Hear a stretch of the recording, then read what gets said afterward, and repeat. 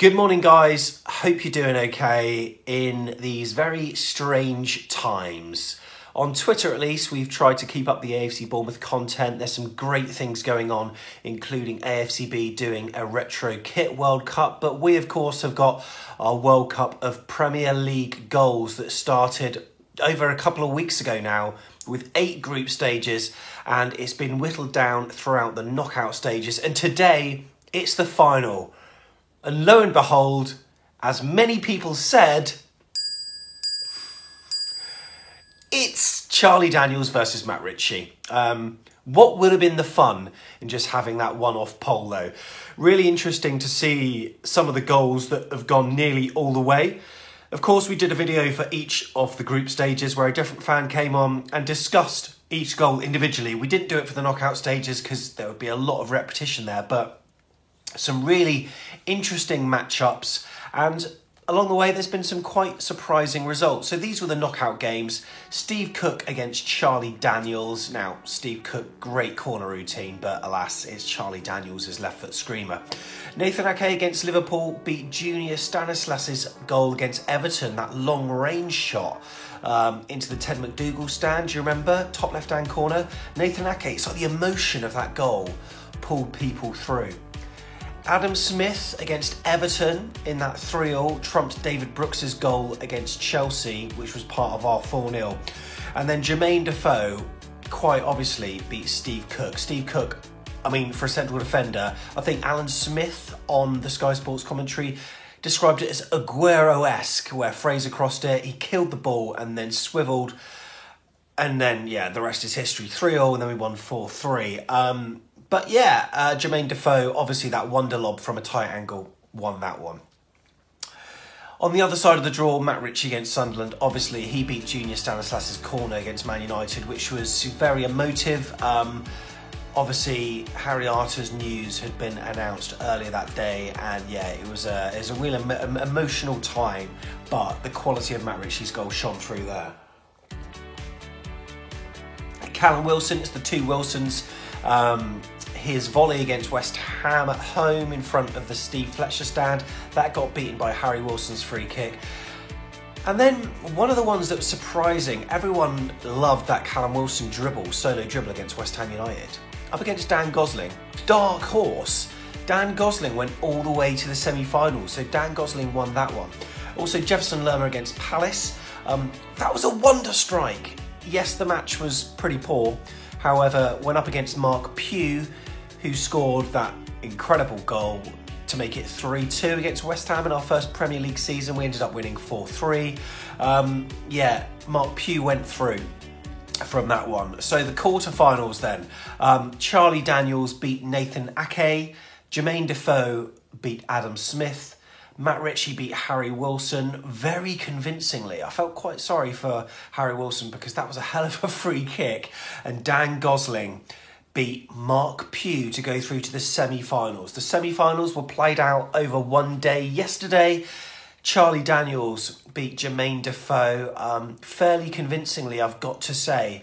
Matt Ritchie against Dan Gosling, closer than I thought, but Matt Ritchie came through. So it's Charlie Daniels versus Matt Ritchie in the final.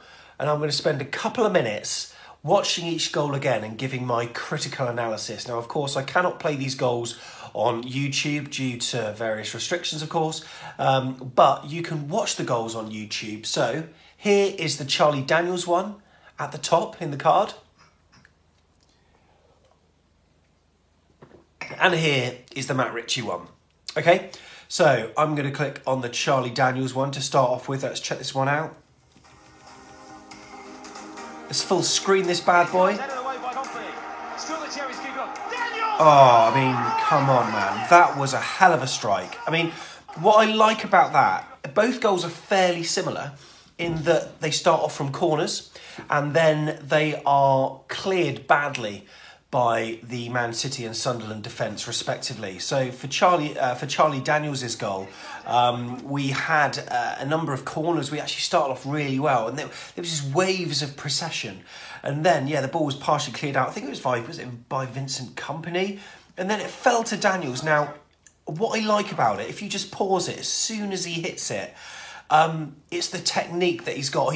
He hits it with his instep, but almost the outside of his instep on the left-hand boot. Obviously, it's going to be him. And that enables it to curl straight in. But from there, you're thinking, no way is that going to go in. But it does. It comes off the inside. Was it the inside of the... Yeah, the inside of the crossbar into the side netting. Hell of a goal. And what I like about it, Josh King and Jermaine Defoe's reaction. They're there, like hands on head. It put us 1-0 up.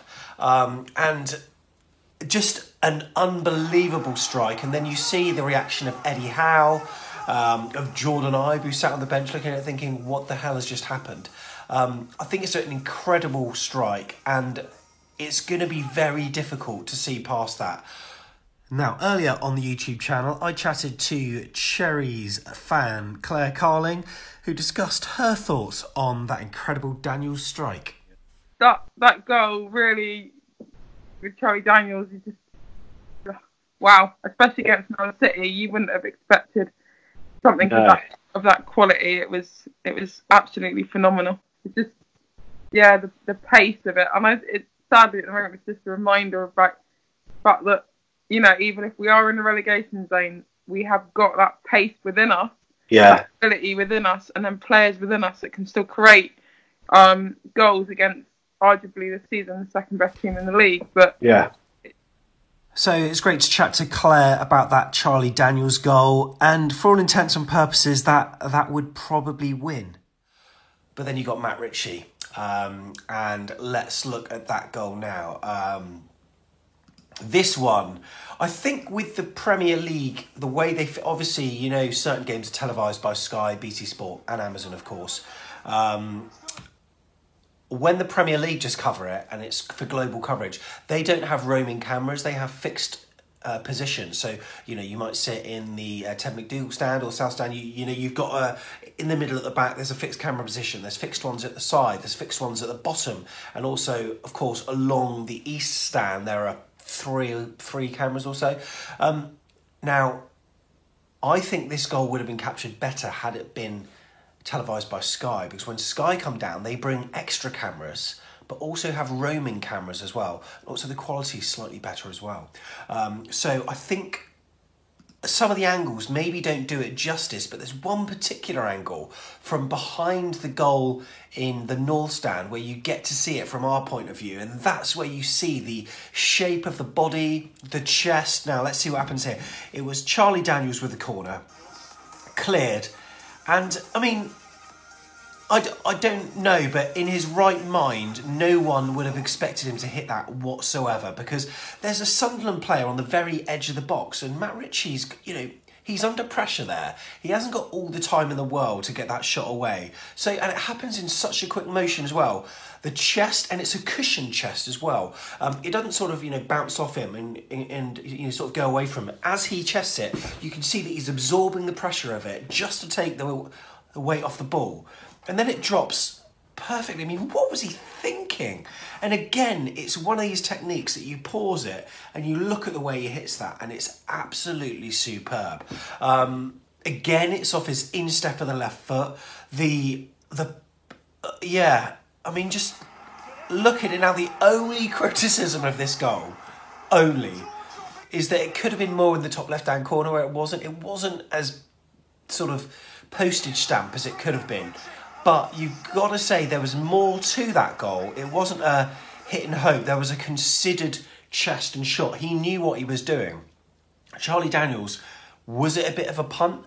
But I do think Charlie Daniels' goal looks better on TV. So earlier, of course, on YouTube, I spoke to Mr. Tiggs, or Tony, as you may know him. And these were his opinions about that cracking Matt Ritchie strike. Oh, an incredible goal. And I don't think, and the thing I love about that goal so much is that the corner, the delivery in, I think it was by Daniels, you know, that wasn't the intention. It wasn't planned, that goal. I think Tomlin was the target for it. Remember him? And it came back out to the box, and wow. I mean, he couldn't hit it any better, could he? It was unbelievable. See, and one thing that's quite interesting about that, like usually Match of the Day, the goal of the season is made up of the winners of the goals of the month. But that goal didn't win goal of the month, but it was in the running for goal of the season, which is a bit odd. But yeah, what a strike that was. Chest, left foot. It was almost on the outside of his foot. It bended out into that corner. Yeah. What a goal that was. Really difficult. Up there is a poll. We've got polls on Twitter, we've got polls on Facebook. We're going to merge all the results, and then by tomorrow we'll have our result of which one proceeds and wins the tournament. It's been great fun over the last 2 or 3 weeks. Been very hard to come up with something to get some regular content, but this was the way that we could stretch it out. From next week, we're going to be doing regular live meetings on YouTube, getting a number of fans together, and we'll be podcasting those as well. But what is your favourite goal from the Premier League era, of course? Charlie Daniels against Man City, or is it Matt Ritchie's rocket against Sunderland?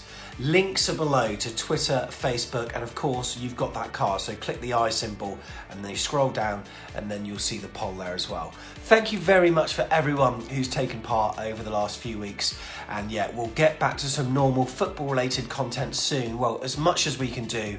And remember, if you want to be part of these live chats that we're going to be doing where you can chat to us at the same time, there's going to be 4 of us all like bantering about AC Bournemouth and whatever, then do make sure you subscribe and like this video as well whilst you're at it.